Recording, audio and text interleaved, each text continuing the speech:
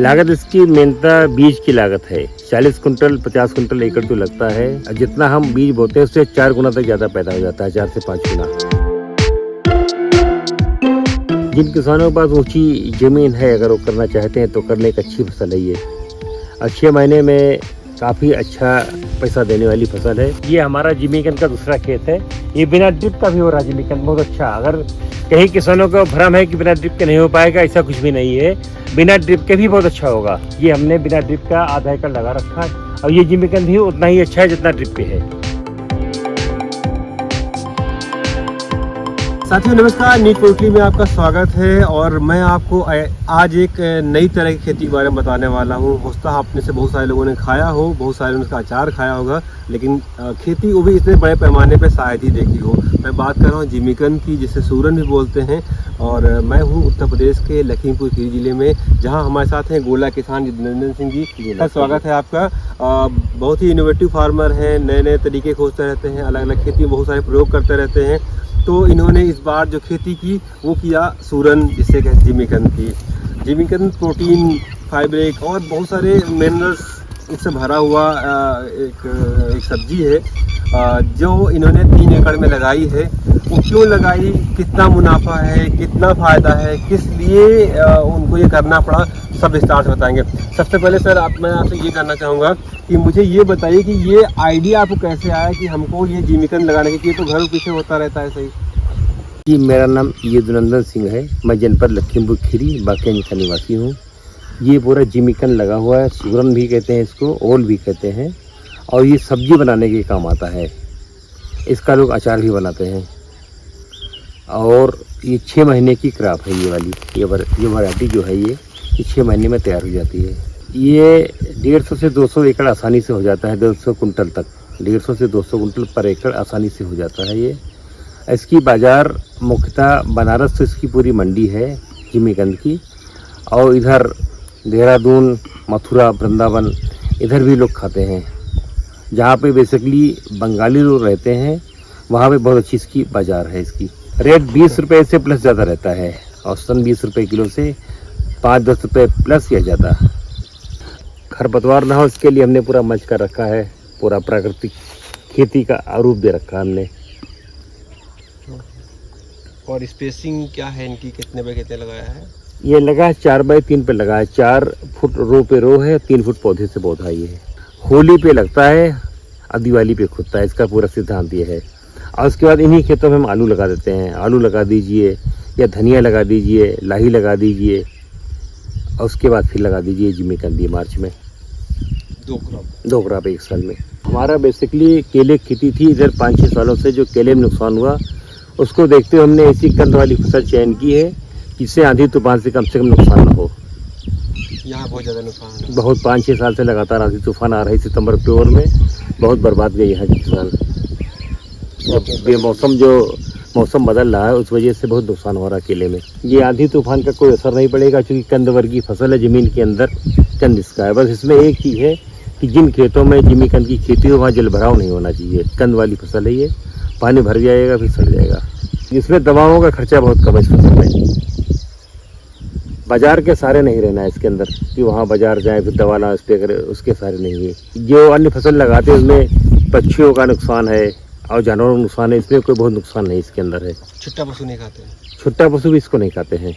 आते हैं हमारे अगल बगल में, इसको नहीं खाते हैं। अब बहुत इसके अंदर वो लेबर कास्ट बहुत नहीं, लगाने और खोदने का ही लेबर कास्ट है मेन।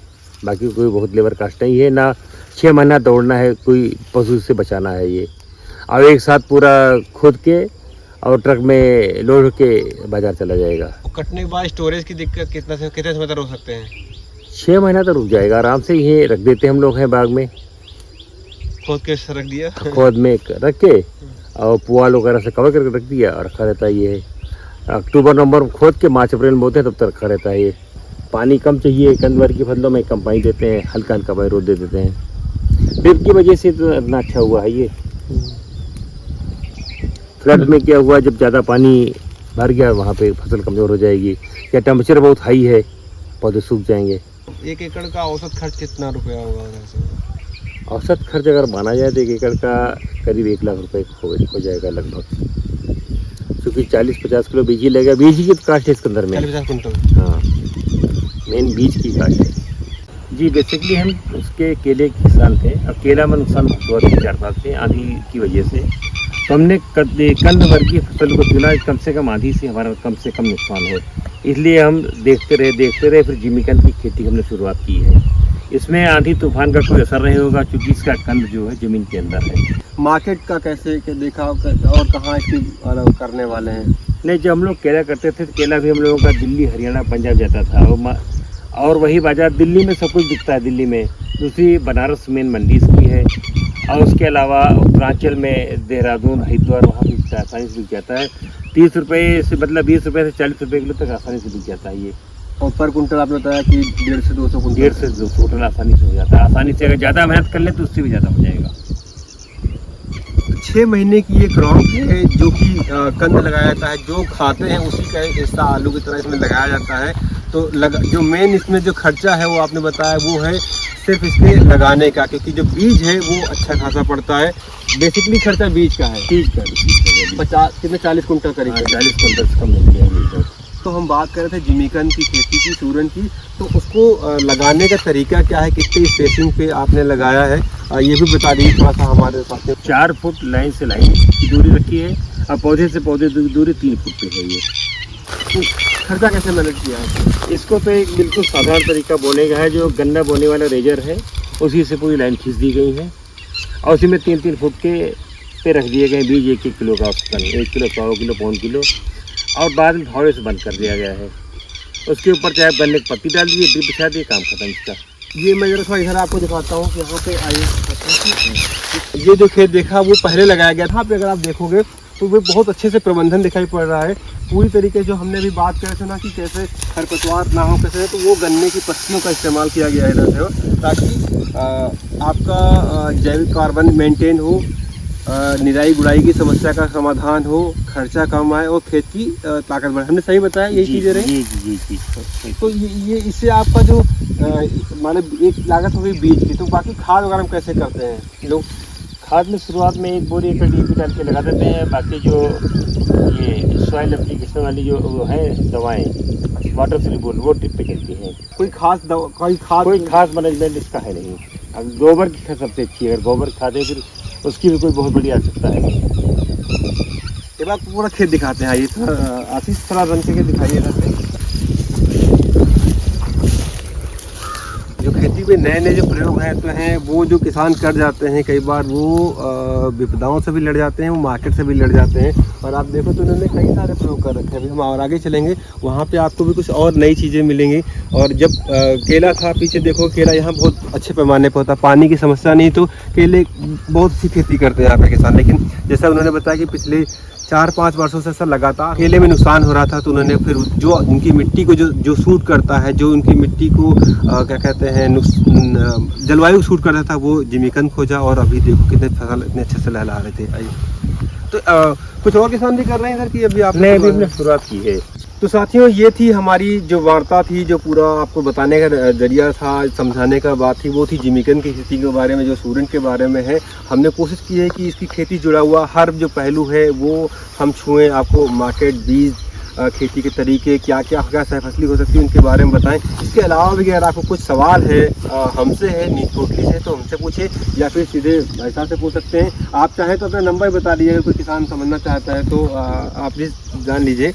98 38 76 92 68। एक मेरा दूसरा फ़ोन नंबर भी है 6307 360 244, 6307 360 244।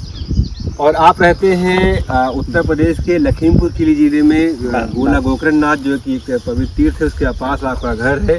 और बांकेगंज जो है वहाँ पे आप अगर कभी आते हैं, इस इलाके में रहते हैं, तो आप आइए, सिर्फ जिमीकंद ही नहीं, अभी आप अगले वीडियो में देखेंगे इन्होंने बहुत सारी अलग अलग तरह खेती कर रही हैं। कुछ खेती तो बहुत रोचक कर रखी है, एक तो खेती ऐसी कर रखी है जो दुनिया में बहुत कम लोग करते हैं, तो हम उसके बारे में भी आपको अगरवुड उसके बारे में आपको विस्तार से बताएंगे। टोटली बने रहिए और कोशिश करिए कि वीडियो को समझने की कोशिश करिए। लाखों करोड़पति वाले जो वीडियो हैं उनसे थोड़ा दूर होकर के आप ये देखिए कि आपके जलवायु के हिसाब से, आपकी खेती के हिसाब से कौन खेती सूट करेगी, क्या आपके माहौल को करें, कहाँ आपके लिए मार्केट है। ऐसा करेंगे तो निसंदेह जो है जो खेती है वो आपके लिए फ़ायदे सौदा बनेगी। और इसके अलावा अगर आपको लगता है कि मैं या नीट कोटली के जो हमारा जो काम है वो सार्थक है, किसानों को कुछ काम आ रहा है, तो फिर हमें सब्सक्राइब कीजिए और कोई सवाल है तो हमसे पूछिए। धन्यवाद। ठीक है सर, बहुत शुक्रिया आपका।